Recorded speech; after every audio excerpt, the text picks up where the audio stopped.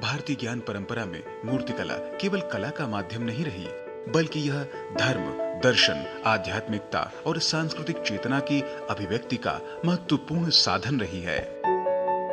भारत में मूर्तिकला का इतिहास अत्यंत प्राचीन और समृद्ध है, जिसकी शुरुआत सिंधु सरस्वती सभ्यता से मानी जाती है, जो आज भी निरंतर विकसित हो रही है। भारतीय मूर्तिकला का प्रारंभ सिंधु घाटी सभ्यता यानी लगभग 2500 ईसा पूर्व से माना जाता है। इस काल में मिट्टी, पत्थर और कांस्य की मूर्तियां बनाई जाती थीं।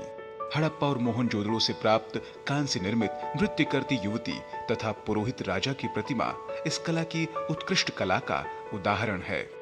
इन मूर्तियों से उस समय की कला, सौंदर्य बोध, मानवीय भाव, धार्मिक प्रतीकों और सामाजिक जीवन की स्पष्ट झलक मिलती है।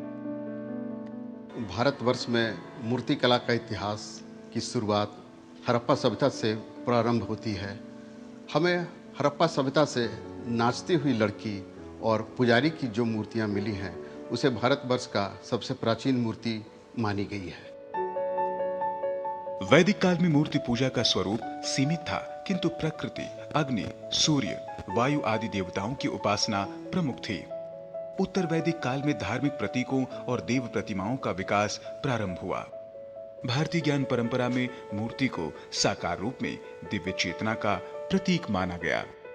इसी काल से मंदिर, संस्कृति और देव प्रतिमाओं की अवधारणा विकसित होने लगी। मौर्य काल भारतीय मूर्तिकला के विकास का स्वर्णिम चरण माना जाता है। सम्राट अशोक द्वारा निर्मित स्तंभ, सिंह शीर्ष तथा शिलालेख भारतीय शिल्पकला की उत्कृष्टता के प्रतीक हैं। हड़प्पा सभ्यता के अंत के बाद फिर कई सौ वर्षों के बाद जो मूर्तिकला का दूसरा चरण भारतवर्ष में प्रारंभ होता है, वो मौर्य काल का है। मौर्य काल में अशोक के समय कई स्तंभ बनाए गए। सम्राट अशोक जब अपने आप को बौद्ध धर्म में परिणत किया, तब वो उन सभी स्थानों की यात्रा की जो बौद्ध धर्म से संबंधित थे और जहाँ जहाँ लगभग भगवान बुद्ध गए थे, उन स्थलों पे उन्होंने स्तंभों का निर्माण करवाया। उन स्तंभों के शीर्ष पर विभिन्न प्रकार के पशु आकृति उकेरी गई, जो अपने आप में बहुत ही महत्वपूर्ण है और कला शैली की दृष्टि से भी बहुत महत्वपूर्ण है। सारनाथ का अशोक स्तंभ आज भारत का राष्ट्रीय प्रतीक है। इसी काल में पत्थरों को चमकदार पॉलिश देने की विशेष तकनीक विकसित हुई। इसके बाद शुंग, कुषाण और गांधार कला शैली का विकास हुआ, जिसमें बौद्ध धर्म का व्यापक प्रभाव दिखाई देता है। गांधार शैली में यूनानी कला का प्रभाव था, जबकि मथुरा शैली पूर्णतः भारतीय भावभूमि से जुड़ी हुई थी।